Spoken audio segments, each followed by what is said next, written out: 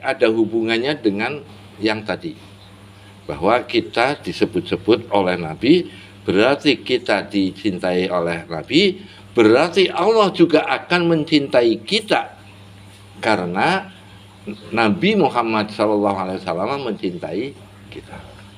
Nah, kalau Allah sudah mencintai kita, maka ada hadis lain ini yang tadi saya katakan, tapi ada hubungannya. Ya. Iza ahabballahu fulanan akhbara Jibril annahu yuhibbuhu wa amarahu bi ikhbarihi al malaikah. Yang artinya kalau Allah sedang mencintai seseorang, katakanlah di sini sedang mencintai Abdul Karim, maka Allah akan memberitahukan kepada malaikat Jibril, "Hai Jibril, saya itu sangat mencintai Abdul Karim dan engkau harus mencintainya. Kasih tahu para malaikat supaya mencintai Abdul Karim." Nanti para malaikat itulah yang membisiki hati para manusia untuk mencintai Abdul Karim. Sehingga datanglah orang-orang kepada Kiai Abdul Karim karena cintanya, yang cinta itu dibisikkan oleh para malaikat. Jadi kalau ada orang sudah merasa kiai, merasa ustadz, tapi kok nggak ada yang mendatangi, jangan sedih. Tapi koreksi diri. Oh, ternyata saya kurang mendekat kepada Allah melalui Nabi kita Muhammad SAW, sehingga Allah belum mencintai kita. Kalau Allah belum mencintai kita, maka orang-orang juga belum pada hadir kepada kita untuk mencintai kita. Pernah, ini saya sebut namanya, insya Allah nggak apa-apa karena ada baiknya. Ketua Majelis Ulama Indonesia Provinsi Kalimantan Timur. Dia merasa heran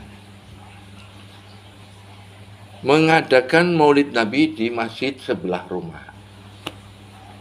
Kiai yang diundang sama dengan kiai yang diundang oleh orang lain, nah, dari Jawa.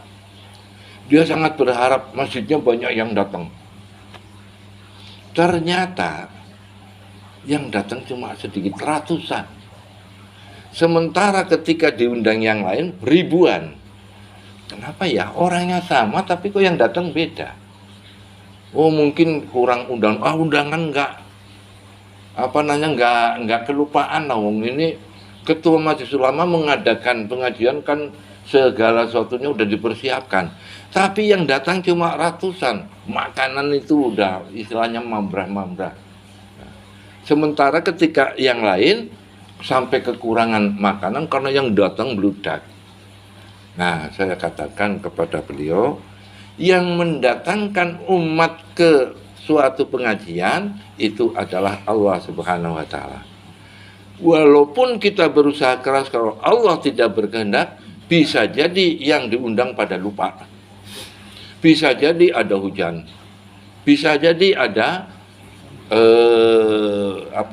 hajat yang sama di tempat lain sehingga orang terbelah, tidak ke situ semua. Jadi kita selalu bergantung kepada Allah Subhanahu wa taala. Kalaupun ketika kita kemudian sangat berharap supaya banyak jamaahnya, tetapi kok tidak pada datang, ya kita koreksi diri dan kita bersabar. Karena apa? Sedikit atau banyak itu adalah kehendak Allah Subhanahu wa taala. Nah, yang terakhir saya ingin tahu ini, tadi sudah tanya sama Mas Kiai Halifi, ini majelis zikir, majelis taklim atau musola? Ketiga-tiganya bukan, itu rumah pribadi, itu mah dibikin daripada rumah pribadi tapi untuk kumpul-kumpul dan nyatanya berzikir, ya jadikan saja majelis zikir. Masalah nama ya pilih aja nama yang kira-kira Majelis zikir rahmatullah misalnya, majelis zikir an-nahdiyah juga boleh. Nah, kalau di sana kan an-nahdiyah tapi kan pondok pesantren.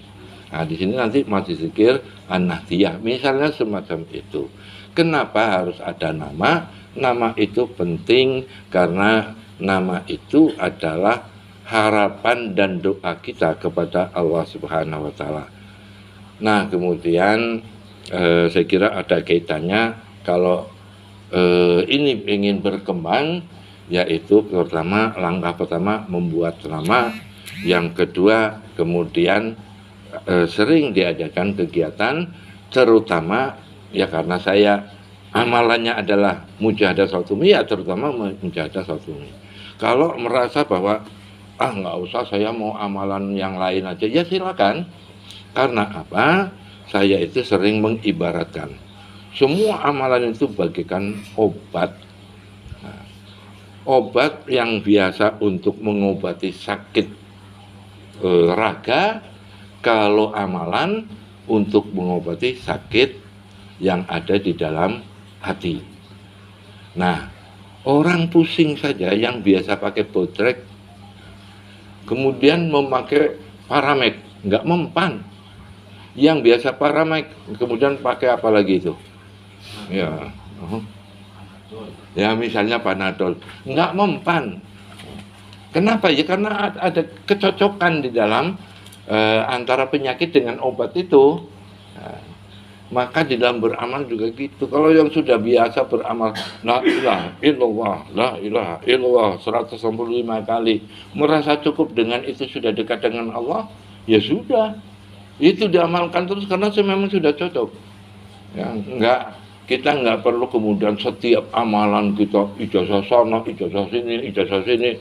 Ya, nanti malah kita tidak sempat mengamalkannya, istilahnya katanya tabarukan. Ya betul ada berkahnya kalau diamalkan, kalau nggak diamalkan berkahnya dari mana? Jadi yang sholat umi bukan berarti melarang yang lain, tetapi saya katakan bahwa yang paling cocok untuk mengobati hati kita itu yang mana. Dan yang merasakan bukan saya. Ya yang hadir ini nanti kalau mengamalkan apapun itu akan merasakan, wah kayaknya ini paling cocok ini, ya sudah saya ini aja. Nah, hadirin rahimakumullah, mudah-mudahan yang sedikit bermanfaat, kurang lebihnya mohon maaf. Wallahul muwaffiq ila aqwamit thoriq. Wassalamualaikum warahmatullahi wabarakatuh.